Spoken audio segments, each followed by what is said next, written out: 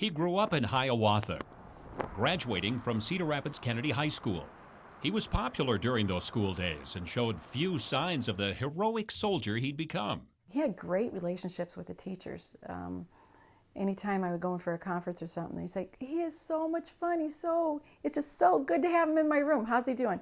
Well, and I'm like, okay, get over the social part. His dad recalls him being adventurous and competitive. That adventurous side could be quite challenging from time to time. In hindsight, it all looks quite a bit better, but going through it,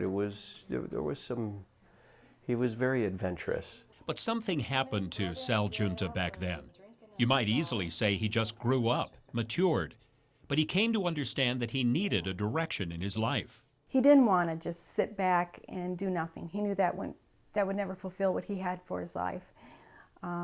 He wanted to achieve something, yet he wasn't sure what it was. Sal settled on the Army, enlisting during his senior year at Kennedy.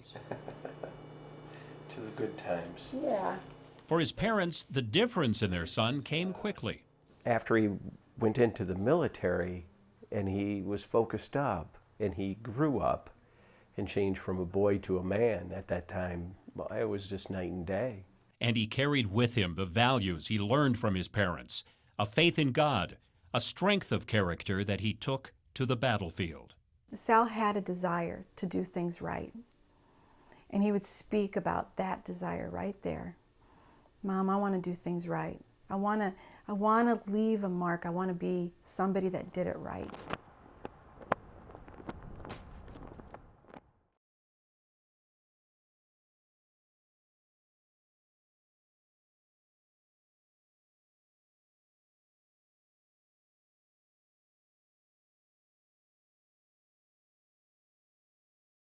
It's never easy for parents to see a son or daughter go off to war. This is some of his classmates having a party when Sal had come back on leave. And Steve and Rosemary Giunta of Hiawatha were no different.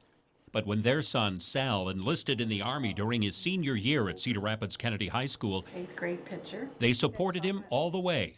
I have a very strong belief that we do need young men in the service, and if my son chose to do this, I was very okay with that. I had a peaceful heart about him being in battle, which is a very strange thing to say. It almost sounds cold or callous, but I just knew it was going to be okay. Sal has served 2 tours in Afghanistan. It was during the second tour in 2007 that a call came to his parents signaling something had happened. He kind of lets us know, Mom, I won't be calling you for a while because we're going back out. And he called. It was like just within a few days when he had called, and so that told me that something was not right either. Sal had just returned from the battle where his heroism and courage under fire would earn him the Medal of Honor, a battle that took the lives of 2 of his best friends. And on that day, I asked him what was going on because I could tell, and he says, we had a fight and we lost Josh and we lost Hugo. And I said, can you tell me about it? And he says, no, I can't. And we talked, he didn't give me any details. Sal had risked his own life trying to save his buddies. His bravery earned him the military's highest honor, but it's also changed his life, creating new challenges and expectations for this Iowa native. I believe he's more than up to the task, and he will rise to it, just as he did as soldier. He'll rise to it. Because it's what's required of him. I have great comfort in that.